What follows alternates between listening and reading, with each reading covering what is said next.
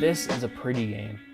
Set in the cyberpunk world of Cloudbank, Red, the singer, is accompanied by her dead lover, turned into a talking sword, the Transistor. They then fight their way through this gorgeous world. The game starts out already in the middle of the opening conflict.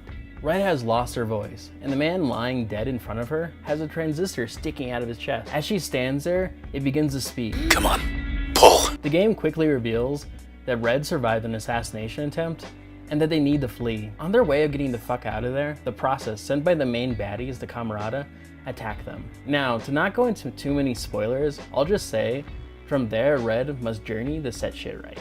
For me, the story is the weakest part of the game. For one, Red lost her voice, and I really didn't get why, other than it was a neat way to play with sound throughout the game. But I personally really miss having two people talking during the game. Instead, we just have the Transistor talking throughout the entire game. Eventually you're gonna need a break. Go ahead, it's open.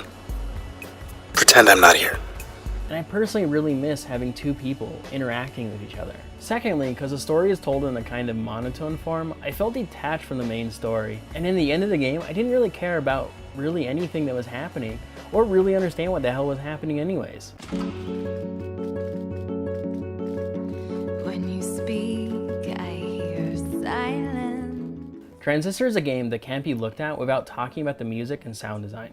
Whenever you want, you can have Red hum to the songs playing in the back, and it gives this unearthly calmness to the game. Furthermore, the pieces that are lyricalized, they are completely heart-wrenching and are worth a good listen outside of the game world. While visually this game is spot-on amazing, take a 1920s painting and dash it with some cyberpunk and you get the basic idea of what the game looks like. Basically, it's pretty on top of pretty, with little details like when Red's running, the sword drags along the ground, giving off trails of digital sparks. The smoke from her motorcycles twists and turns.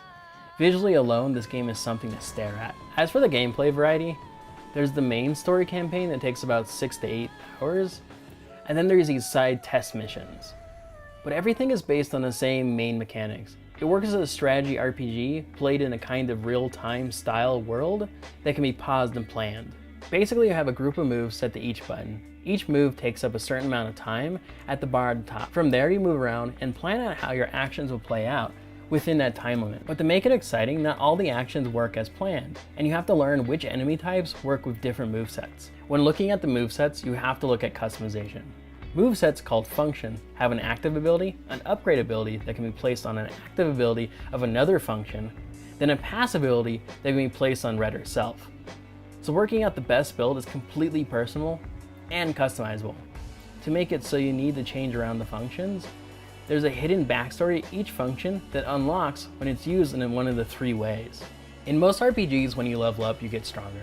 But in this game, you get new functions and limiters. Limiters are a risk-reward system in the game, and a really neat way to change up the battles, especially in the New Game Plus sections. For they give you extra XP for every round you win while using the limiters, but they also add in extra difficulties, such as adding extra enemies to the fight, giving enemies shields. When you get too hurt, extra functions break. They really add a new versatility to the endgame content that I wasn't expecting at all. And it's fun to see how many you can handle active at a given time. The music alone is a treat to listen to, but the story for me was a bland experience. Luckily, the combat is fun, engaging, and completely personally customizable. I give Transistor a score of 4 out of 5.